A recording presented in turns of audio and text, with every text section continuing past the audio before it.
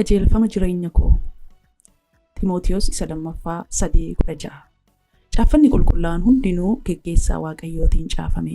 Barsiisuuf, balleessaa hubachiisuuf, qajeelchuuf, qajeelummaattis leenjisuudhaaf dhimma hin baasa. Namni Waaqayyoo waa gochuu kan danda'e hojii gaarii hundumaafis kan qophaa'e akka inni ta'u hin godha. Kun kan inni argamu Timootiyos isa lammaffaa 3:16 irrattidha.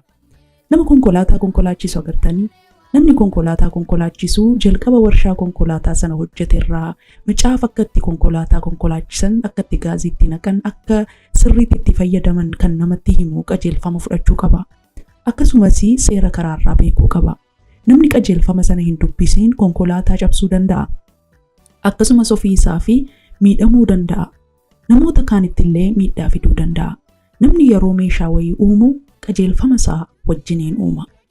Akkuma kana Waaqayyoo inni lafa, waaqaa fi nama uume karaa macaafa qulqulluu qajeelfama nuti ittiin jiraachuu qabnu nuuf kenne. Akkuma lukkisii kana keessatti agarree sagaleen Waaqayyoo qajeelfama namoota biyya lafaaf Waaqayyo kennedha. Macaafni qulqulluu ijoollummaa keenyaa kaasee akkamitti akka jiraachuu qabnu nu barsiisa. Fakkeenyaaf sagalee Waaqayyoo ijoolleen akka isaan maatii isaaniif abboomamuu qaban Efesoon 6:1 irratti nu barsiisa.